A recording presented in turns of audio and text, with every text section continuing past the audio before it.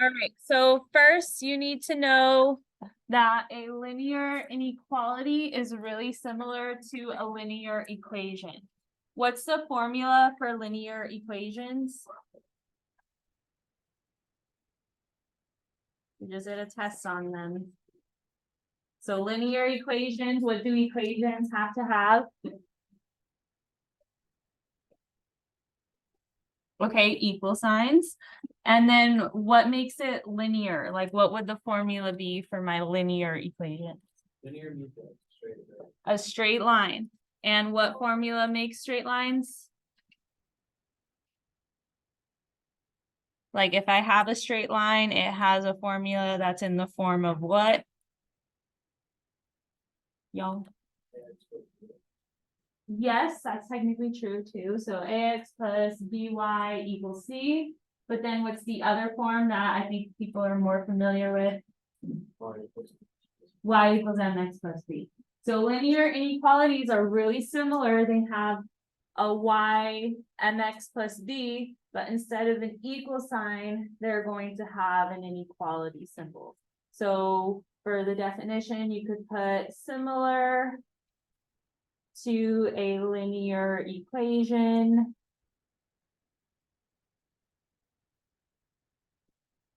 But uses an inequality symbol. All right, similar to a linear equation, but uses an inequality symbol. That's a cue.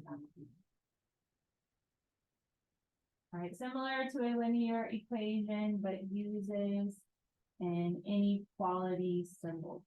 What are my options for inequality symbols?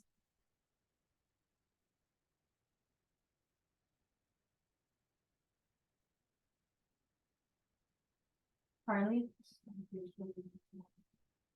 So those are like more operational symbols.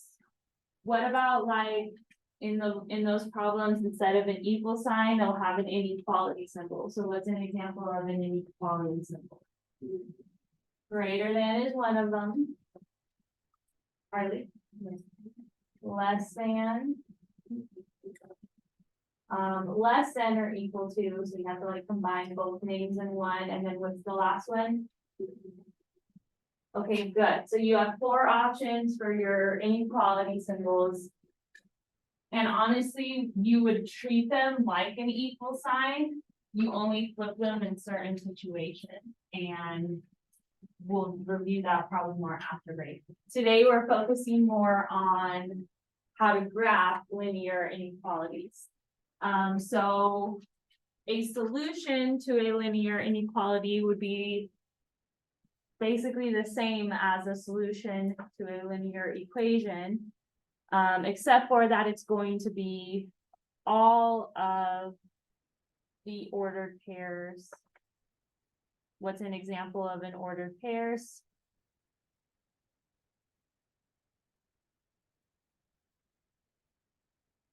What form are ordered pairs always written in? I feel like I usually call them other names other than ordered pairs. I call them like coordinates, points. What format are your ordered pairs always in?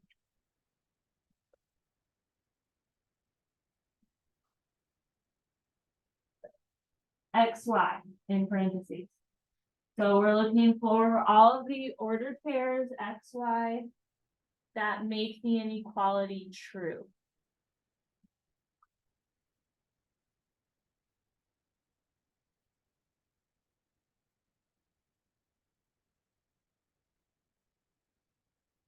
So just like when we had linear equations, the solution to a linear equation would be a pair of XY values that made the equation true.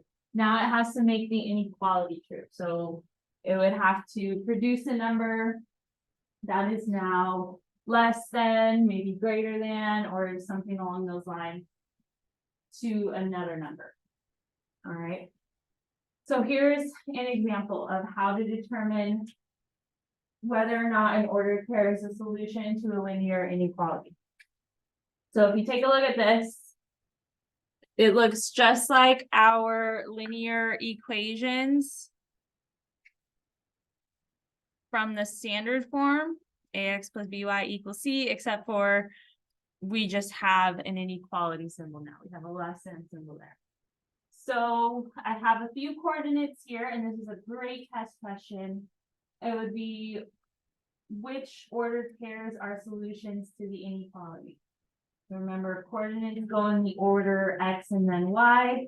There's an x and y in your inequality here. What you do in order to figure out if it's true or not is plug in your x, which we're saying is 2. And plug in your y, which we're saying is 5 for the first order pair. If it's less than 15, then it is a solution to that inequality. So then simplify the left side, and you do your multiplying before any subtracting. So what's 2 times 2? And negative 3 times 5, positive or negative? Yeah, so kind of always keep the sign that's in front of the symbol. So I know you probably might have thought like 3 times 5 is 15 and you already knew to put the minus there, but just keep the sign that's in front of it. Well, because I thought that like whichever number that's negative is bigger, I thought that was really equal. For multiplying, no. For multiplying and dividing, if there's an odd number of negative signs, then your answer is going to be negative. And then if there's an even number of negative signs, so like a negative times a negative, your answer is going to be positive. Harley?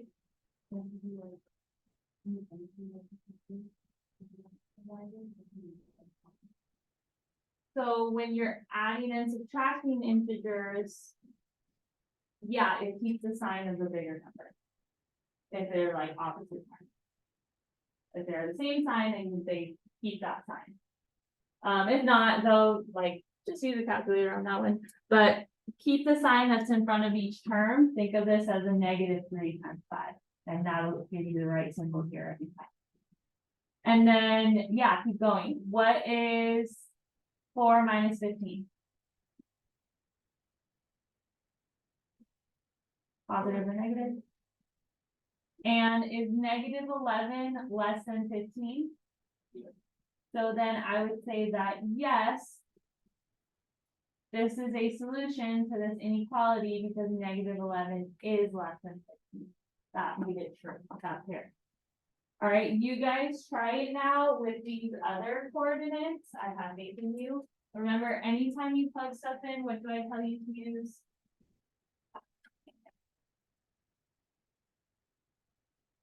Like, what did I do here when I plugged in the x and y into this given one?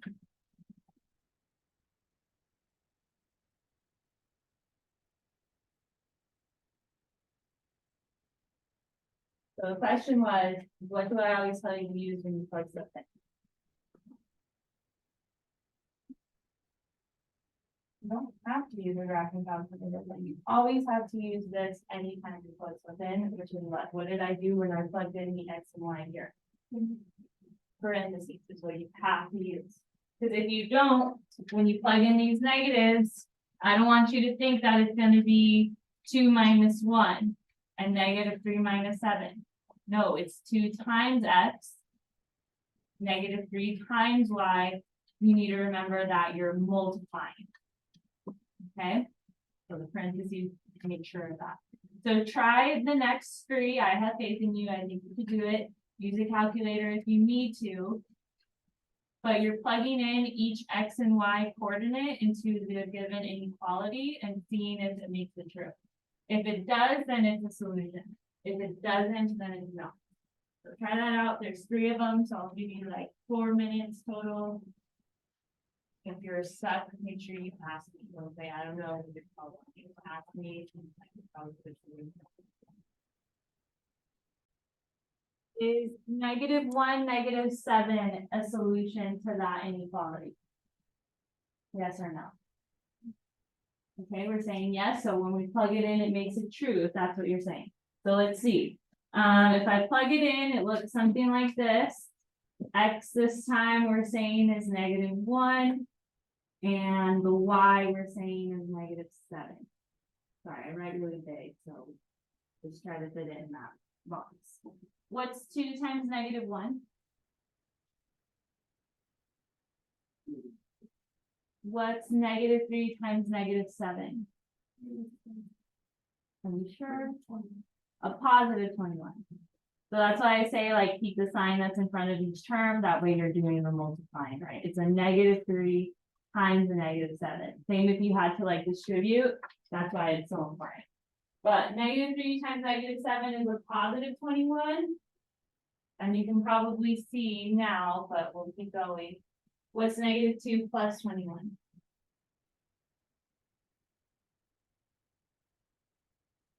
-2 plus 20. 19. Is 19 less than 15? So then, no, this is not a solution because this is not true right here. And I don't want to put an X, but maybe I shouldn't do that, but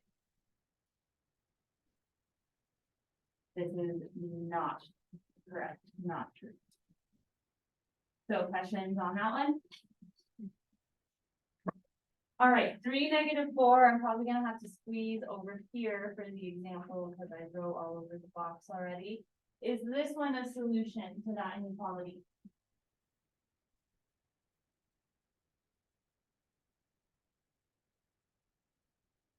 Okay, for one yes, anyone else? Okay, so we're a bit on opposite ends, so let's see. Plugging it in, here's my given one. We're saying that X is 3 this time. And we're saying that Y is -4. And still less than 15. So what's 2 times 3? What's -3 times -4? Good, and it's positive, so I put 6 plus 12, which is what? Is 18 less than 15? So then, no, this one is not a solution. It does not make it true. Good. All right, now last one, 0, 0, also called the origin. It would be the coordinate 0, 0. We're gonna see if that's a solution. Those of you that already did it, was it a yes or a no? Okay, so let's see. So I'm doing 2 times 0 minus 3 times 0, just replacing the X and the Y. 0 times anything is, so then anything over here is going to be 0 minus 0, which is 0. Is 0 less than 15? So then, yes, that does make it true. So like this inequality part, it's really similar to an equal sign, like you treat it the same. Like I don't change it at all, I just carry it throughout the problem. It's just now like there's actually a lot of numbers that are less than 15. So there could be multiple values that make this true versus like equations where there might just be one set. Okay, so questions on that?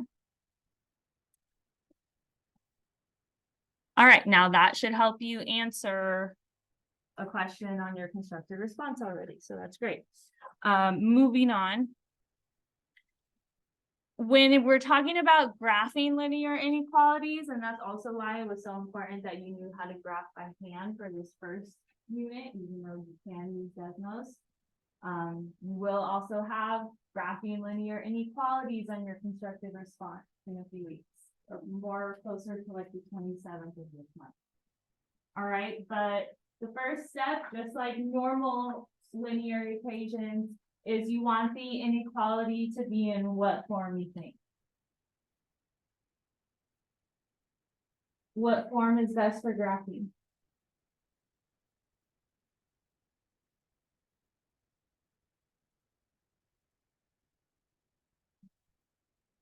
Good. Do we know what the proper name of y for the next be is called?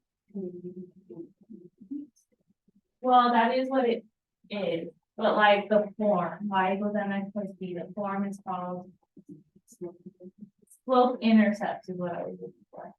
Reason why is because you can see two things really clearly when it's in y equals mx plus b form. So first you want to put the inequality in slope intercept form. Y equals mx plus b, because you can see two things really clearly when it's in that form. You can see the slope and your y-intercept, which is b. Maybe I'll do that one again. Okay. So slope and intercept b. Only difference is since it's inequality, the equation will be inequality. So because of that, when we go ahead and graph our line, so we'll still plot the y-intercept first, we'll still use our slope to find where we plot the next points. But because there's like different types of inequality symbols, we use different types of line. So the two types of lines would be dash and solid. So out of the four inequality symbols, do you remember when to use a dashed line for which one?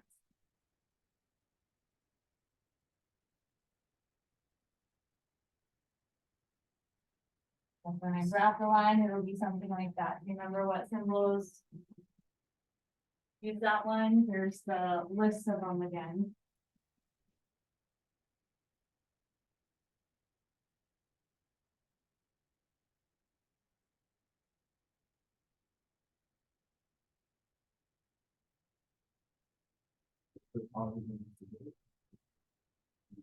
So here's your options for symbols. These four. Oh, Do we know the names of them? Like less than or equal to, greater than or equal to, less than and greater than. So which of these four symbols, and if you could tell, two of them will get a dashed line. Which one? So it's actually gonna be my solid line. The one you just said. And then my dashed lines would be greater than and less than. Okay, so the way that I think about it, solid has to have that solid line under the symbol, just like these two do. When you graph the equation, you use a solid line. So if it's also equal to, because that's what it means, it could be greater than that number or also that number exactly as an equal to part, that would be my solid line. Everything else would be my dashed line. Okay. So that's part of it. There's also, you need a shade. You need to shade what side of the line would contain your solution. So for the shading, it would be either you're shading above the line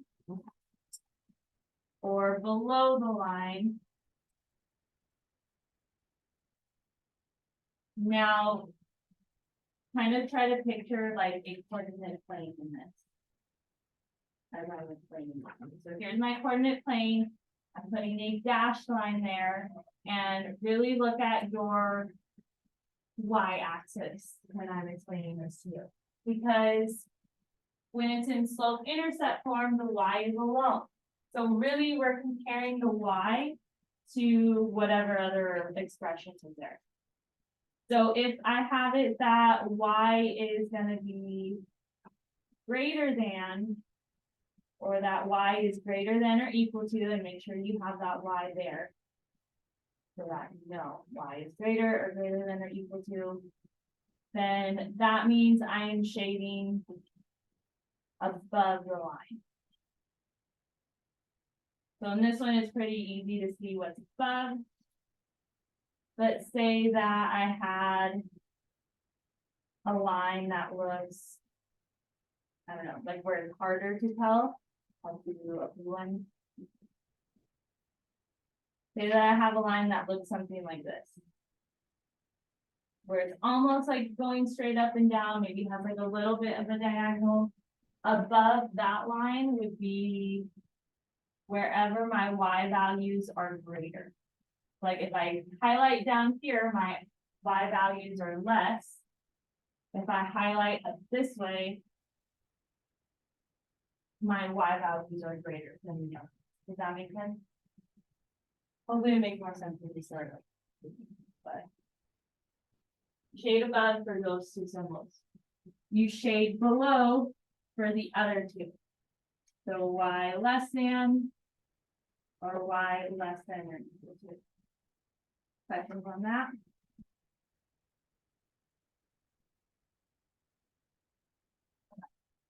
So let's see. Also, I kind of didn't read this to you, but maybe star highlight it. When you are rearranging into slope intercept form, you don't do anything to the inequality symbol unless you are multiplying or dividing by a negative number. And I'll even add to it on this side. When you are multiplying or dividing a negative number on each side of the inequality symbol.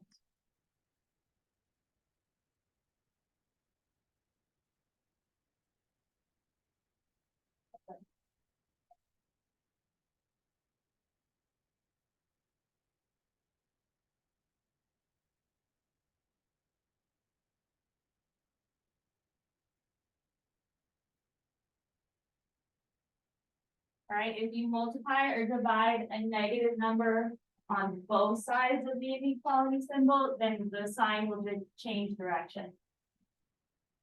You know, like just face the other way, if you do that. Questions on that? Okay, so then let's actually graph one. This one was from our example. Now we're gonna graph it. Is it in slope intercept form already?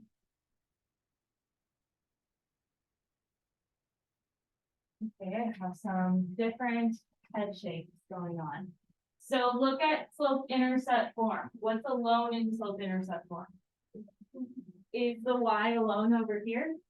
So then you need to get it alone. And the steps are the same as if it were an equation. You just gotta pay attention if you multiply or divide with negative. So when you're isolating something, start with what's farther from it. Would that be the 2x or the negative 3? And how do I cancel the 2x? Subtract it, whatever you do on one side of the equal sign normally, but now it's an inequality symbol. Whatever you do on one side, you, okay, good. So that cancels it on the left. I have negative 3y. Did I multiply or divide a negative on each side? Did I multiply or divide a negative on each side? So then you don't do anything to the symbol. All we did was subtract. We don't care about that. I'll multiply or divide a negative. So far. And then on the right side, those aren't like terms. But what I will do is I'll put the negative 2x first, just so it looks more like slope intercept form. Good so far? Now, what's opposite of multiplying a negative 3? And whatever you do on one side of the equal sign. And remember to do it to each term. So now I have the y alone on the left side. When I did that, so anytime you do stuff on both sides of the sign, check. Did I multiply or divide a negative on both sides?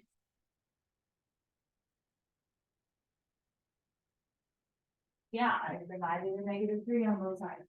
So that means my symbol is gonna flip directions. It was less than, now it's gonna be greater. So star, highlight, whatever you do for that, but it's switched. Notice that. So now it's y greater than. Slope is allowed to be a fraction. It has to be simplified. So what happens when I have a negative divided by a negative? Okay, good. So my slope's a positive 2/3. Then it's x, and what's 15 divided by negative 3?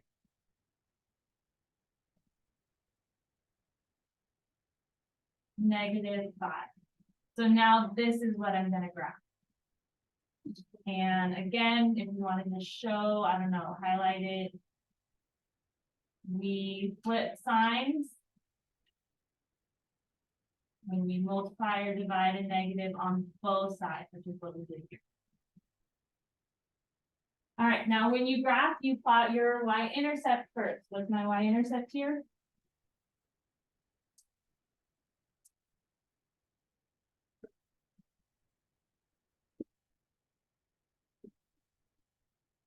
The -5, so find -5 on your y-axis, that would be below the origin, so down 1, 2, 3, 4, 5, that's where -5 is.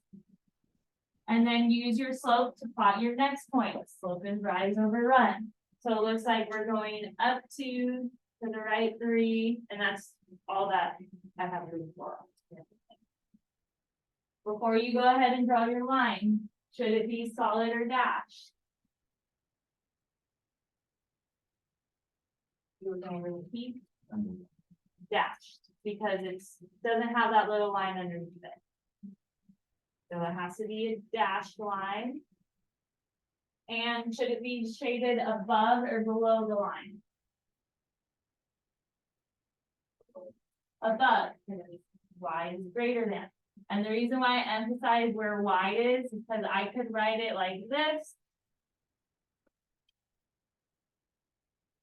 And this would still be shaded above because y is still bigger in that situation. Like I didn't change anything other than the order. I didn't change the relationship at all. So when you're shading, shade lightly with your pencil. Now, any coordinate in the shaded area is a solution. Coordinates not in the shaded area are not solutions. And since this is a dashed line, coordinates on the dashed line are also not solutions.